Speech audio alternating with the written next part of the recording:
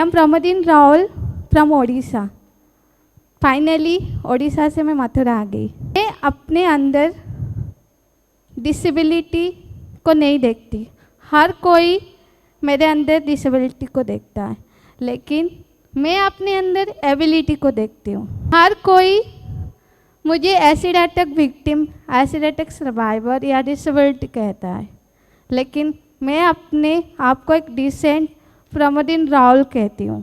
शुरू करने से पहले एक बात कहना चाहती हूँ। थॉट्स, आज का जो थीम है थॉट्स प्रेजेंट ट्रू सक्सेस, मैं आप सबसे एक क्वेश्चन करना चाहती हूँ, क्या हर चीज़ों के लिए ब्यूटी इम्पोर्टेंट है? Thank you. अगर होता तो क्या मैं यहाँ पे होती?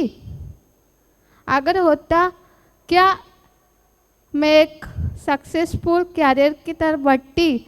अगर होता क्या एक लड़का मुझे प्यार करता और आज मेरे पास मेरा 2.5 साल का बच्चा होता? हर चीज़ों के लिए ब्यूटी इम्पोर्टेंट नहीं होता है, लेकिन इस ब्यूटी की वजह से किसी ने मेरे साथ ये हादसा किया। जब लड़की पैदा हुई ना तो समाज ने बहुत कहा। बचपन से ही एक उथल पुथल जिंदगी चल रही थी, क्योंकि लड़की हूँ। मैं जिस फैमिली से बिलोंग करती हूँ उस फैमिली में ना लड़की होना एक पाप है, बोझ है। I have 2 sister. मैं जब 4 साल की थी मेरे पापा डेथ हो गए। कि जो प्यार है ना वो हमेशा पॉजिटिव सपोर्ट और खुशियाँ देती है हम लोगों को, लेकिन परिवार के लोग और समाज के लोग तो एक बोझ कह कर एक बोझ ही बना दिया था हम लोगों को, ऊपर से एसिड अटैक। लेकिन अच्छी खासी ज़िंदगी चल रही थी। माँ की प्यार की वजह से मैं अपनी कैरियर में आगे बढ़ रही थी। When I was 16 years old, I had an acid attack. कभी सोचा नहीं था मेरे साथ ये हादसा होगा। एसिड क्या होता है उसके बारे में कभी मैं जानती नहीं थी। जब मेरा 11th चल रहा था, हमारी उड़ीसा में 11 से कॉलेज शुरू हो जाती है। मैं 11th कर रही थी। हमारी कॉलेज में कुछ आर्मी ग्रुप आए हुए थे। उनमें से एक लड़का था 28 साल का, वो आर्मी में ही जॉब कर रहा था। उस टाइम वो उड़ीसा का ही था। उसने कॉलेज के पास मुझे देखा, देन उसने मेरी फैमिली को मैरिज प्रपोजल भेजा कि मैं उससे शादी करना चाहता हूँ, लेकिन मेरी फैमिली ने मना कर दिया बिकॉज आई वॉज जस्ट 16। मेरी फैमिली में जो गार्डियंस थे, मेरे पप्पा बुआ, उन्होंने मना किया। उसने नहीं माना। उसने तमाम कोशिश किया, घर में फ़ोन करना, मुझे फॉलो करना, क्योंकि मैं एक लड़की हूँ। उसको लगा मेरी कमज़ोरी है, अगर वो मुझे रास्ते में फॉलो करेगा या मेरे पीछे आते रहेगा मैं उसकी बातों में आ जाऊँगी। लेकिन मेरी माँ ने ना हमेशा मुझे ऐसा सिखाया है कि हर छोटी मोटी बात मैं मेरी माँ के साथ शेयर करती थी, हर घर वालों के साथ शेयर करती थी एज ए फ्रेंड। मेरी माँ ने हमेशा ये सिखाया है। मेरी माँ ओल्ड है लेकिन बहुत मॉडर्न थिंकिंग के है। जब भी वो मुझे कॉलेज में फॉलो करता था मैं घर में आकर बताती थी, लेकिन घर में जो गार्डियंस थे उन्होंने सीरियस नहीं लिया। उनको लगा हाँ लड़की है तो लड़के पीछे पड़ते हैं, तू अपनी रास्ते में चल। लेकिन कब तक चलो अपने रास्ते में? जब हद से ज़्यादा कोई लड़का परेशान करता है तो जवाब तो देना ही पड़ेगा ना, घर वालों को नहीं तो मुझे ही तो देना पड़ेगा। एक बार मैं कॉलेज से घर जा रही थी तो उसने मेरे हाथ को पकड़ लिया साइकिल को रोककर। तब मुझे क्या होता था ना, जब मुझे गुस्सा आता था ना तो मैं बहुत रोती थी। तो मेरे साथ मेरे 4 फ्रेंड थे, तो उन लोगों ने बोला कि उसकी हाथ छोड़ नहीं तो तुझे चप्पल से मारेंगे। उसने हाथ छोड़ा तो मैंने उसको एक चांटा लगाया। वो लंबा था, मेरा जो चांटा उसका गाल पे बजा, वो वहाँ से चला गया। तब आकर मैं घर में रोकर बताई कि उसने आज मेरा हाथ पकड़ा है। कल वो मेरी बॉडी के साथ कोई भी जगह पे वो टच कर सकता है, क्योंकि मैंने एसिड के बारे में नहीं सुना था, मैंने रेप के बारे में बहुत कुछ सुना था। जब मैंने घर में बताया, मेरे जो कजन्स ब्रदर्स थे ना, तो उन्होंने जाकर उसको मारपीट किया, उसको धमकी दिया, तो उसको ईगो हर्ट हुआ। तो उसने लास्ट फ़ोन किया था 2009 15 जनवरी को हमारे घर पर कि मुझसे गलती हुआ है, मुझे माफ़ कर दीजिएगा, मैं दोबारा रानी को परेशान नहीं करूँगा। मेरा निक नेम रानी है। तो तब से वो 2.5 महीने तक कॉल नहीं किया, ना कॉलेज के पास आया। तो हम लोग मेंटली क्लियर हो गए थे कि वो अभी परेशान नहीं करेगा, लेकिन उसकी मन में उसका ईगो चल रहा था। वो रिवेंज लेने के लिए बहुत प्लान कर रहा था। तो एक दिन मैं अपनी कजन बड़ी पापा के बेटे के साथ जा रही थी मौसी के घर। हमारे घर से जस्ट 1 किलोमीटर दूर है, ज़्यादा दूर नहीं है। तो हम दोनों रिटर्न कर रहे थे बाई साइकिल। मैं पीछे बैठी थी, मेरी जो भाई है वो चला रहा था। तो 2 लड़के बाइक से आए सामने से, वो पीछे बैठा हुआ था। वो पहचान में आ जाता था क्योंकि वो लंबा था, उसकी छोटे छोटे बाल थे, उसके हाथों में एक बॉटल था, ऐसे ही पकड़ के बैठा हुआ था बाइक के पीछे। मैं उसको देख के घबरा गई क्योंकि उसने इतना परेशान कर लिया था ना मुझे। तो मेरे दिमाग में वो बात जा नहीं रही थी। तो मेरे भाई ने बोला तू क्यों घबरा रही है, वो आया होगा अपने काम से। उसने गाड़ी हमारी साइकिल को क्रॉस किया, फिर बैक से आया, फिर सामने से आया, फिर मेरी साइकिल को रोका। मेरे भाई ने पूछा क्या हुआ, तो उसने बोला मैं रानी को लेने आई हूँ।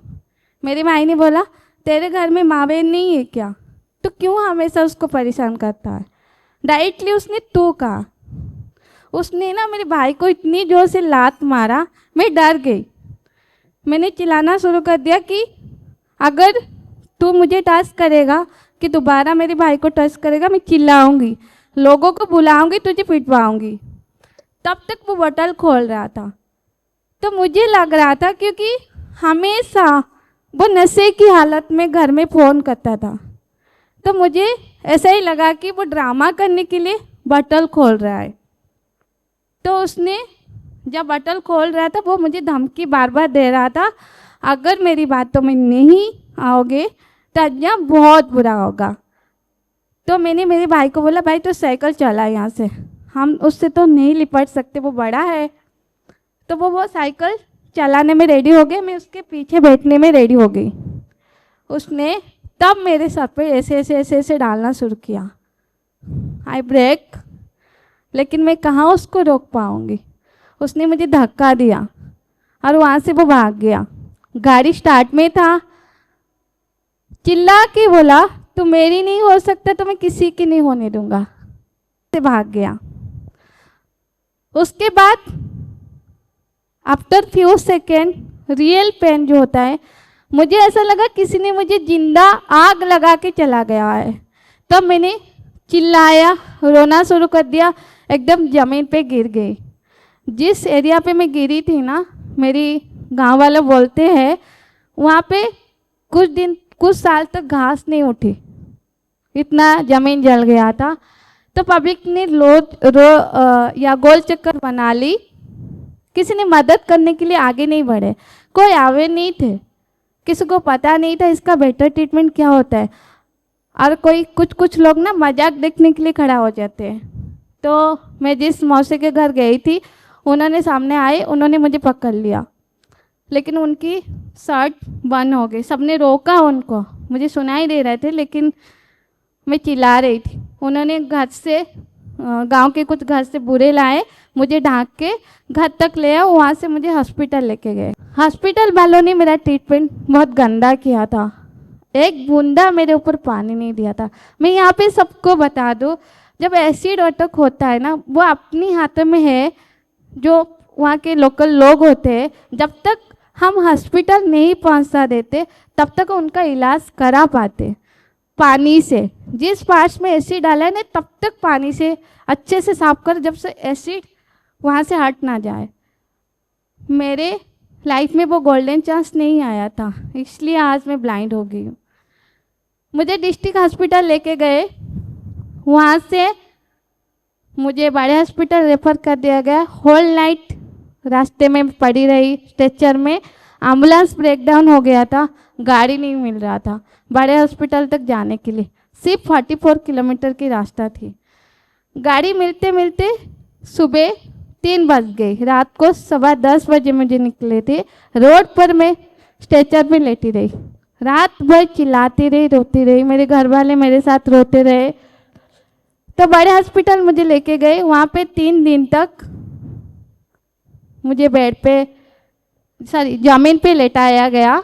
मुझे कैबिन नहीं मिल रहा था, 1 पेशेंट इतने थे। इससे ना आज ये जो थीम है ना, ये थॉट्स ना मेरी लाइफ में बहुत महत्व रहा है। अगर मेरे मन में पॉजिटिव थॉट्स नहीं होता, मैं पॉजिटिव सोच नहीं रखती, शायद मैं आज जिंदा भी नहीं होती।